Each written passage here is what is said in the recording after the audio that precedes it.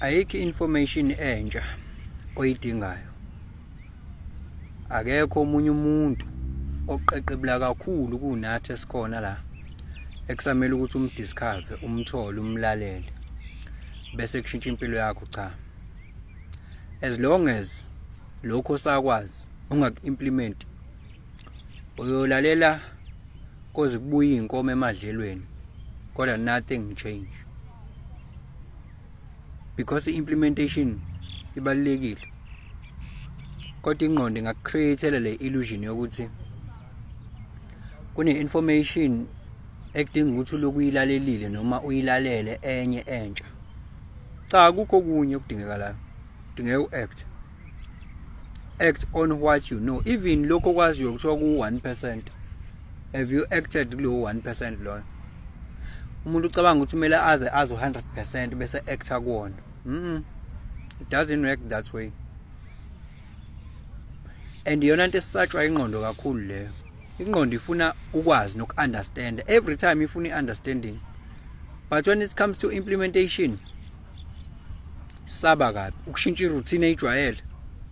Angithi phela mase sikhuluma ngoku-implementa, sesikhuluma ukuthi we are going to face new changes. You are going to change the routine that your mind is used to.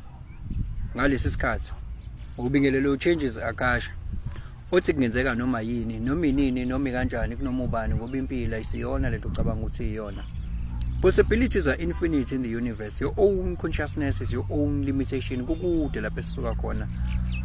Futhi kukude lapho esiya khona. Beka phansi umoya, ungatatazeli, uyabona. Ya lento lena injalo nje. Ayijiki. It's just nje an illusion ukuthi kunento kumele ukuthi uyazi. Yabona, ungaqoqa lonke ulwazi la emhlabeni, kodwa uma unga-act kulona kuyayifanela nje. Kuyayifanela nje.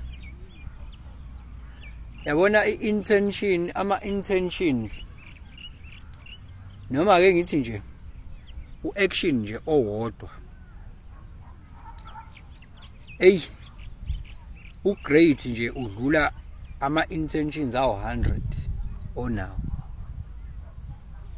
Action nje, just one action is far greater than 100 good intentions about your life. Because ungafisa nje ukwenza okuhle, kodwa uma ungakwenza okuhle awenzile lutho. Ya indaba ilele action. Senzani ngalolu lwazi sesinikezwe lona? What are we doing? Noma sesikule cycle ukuthi now we are addicted to learning. We are addicted to learning, and you can select few people, even one person. Uthi I stick with izinto ayishoyo, and then see ukuthi impilo ngithathe ngibeka. I stick with lezi zinto ayishoyo. Just only one person. One. But you can have an illusion. You have to listen to all of them. But you are implementing none. Ukufisa ukujima phela nokujima kufani. Yabona kunencwadi ngangayifunda, ible ncwadi konje. Ible ncwadi ngangiyifunda. Ase ngikhohliwe. But le ncwadi isho ukuthi ekwakukhona igroup, le group ya kunama group ayi-2 kwi class elithile, ngazi noma iclass le editing noma linokwenza ne photography phakathi, indaba zokushutha. Ukuthi enye group wathi u-instructor ayiplane yona ukuthi izowathatha kanjani ama pictures ayi-quality. Izoba kwi-planning yona, i-based kwi-planning. Angazi uyibiza ngani igama lalo group, kodwa yona izoba on the planning side of things. Yabo ize ne perfect plan ukuthi uzothatha kanjani. Le enye ayiplan yona i-based ekuthenini iya trial and error about up until uziqhamuke nani ne-quality pictures. And guess what? So le eyayi-based kwi-planning, kathi makubuya ayikho into ayiproducile ngoba yonke energy yayo yayi-investe kwi-planning. Kodwa le yayishayela i-trial and error was immersed kwi-doing, kwi-implementation part. Lesi sithombe asikho right, shaya esinye lesi shaya yileyo eyaproducer great results, le yayingekho kwi-planning. So manje kuyenzeka sibe hooked kulento yokuthi sibe kwi-planning phase, energy yethu silokhu nje lapho ukuthi ngiplan ukuthi ngizovuka ekuseni njalo ngenza u1 2 mangibuye emsebenzini ngenza ngiyaplana, kumele ngilalele usibanibani kanjena, naba abantu engizobalalela, ngizofunda lezi incwadi lezi, mangiqeda lena ngifunde lena, bese uyaplan izingqondo ithi lokhu kuzokwenza kanjani ngoba lokhu kuzoshayisana nalokhu, lokhu ke ngizobe sengikwenza kanjena. Yabona ukuplana nokwenza kufana. Bafunda lapha kwa-education uthi kune enacted curriculum ne-planned curriculum.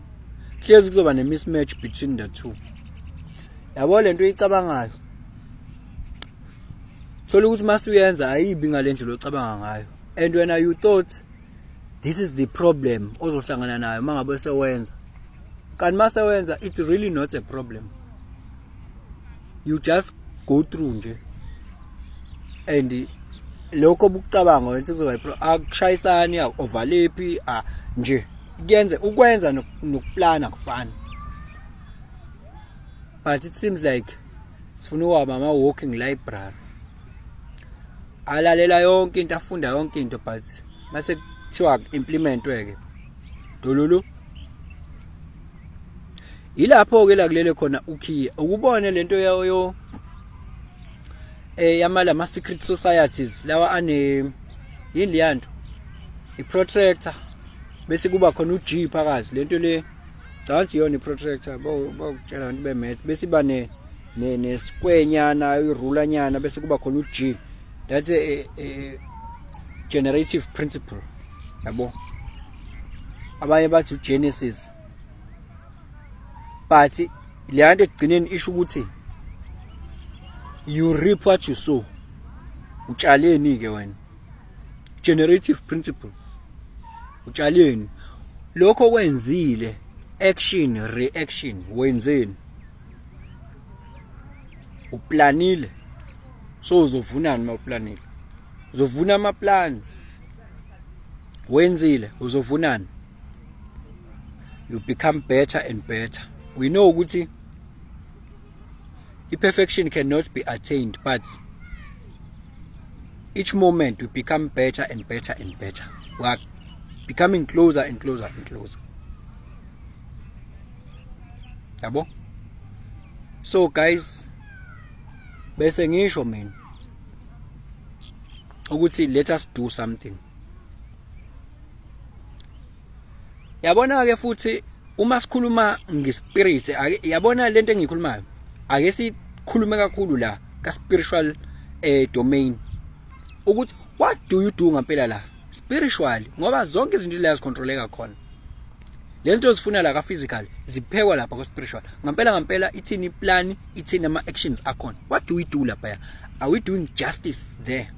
Are we doing justice there? Are we consistent there? Because yazi ukuthi umuntu uvele nje avela thathe the wrong decision nje, or make the wrong choices. Yabo, because lapha yana these entities, the spiritual entities that are there on the spiritual dimension, they are messing up with the operating system, the mind. They are messing up with it. By hacker, just like they are hacking ama accounts akho la ku social media, they are hacking it just like that. And then you find yourself taking wrong. Ucaye ukuthi hawu indaba ngivele ngangena umoya nje. Ngavele ngazizwa nje ukuthi angenza ucansi in public. Ngivele ngangena umoya. Kwenzakaleni? What was wrong with me? Amanye ama choices they are influenced lapha ku spiritual dimension. Ayibona leyo nto le.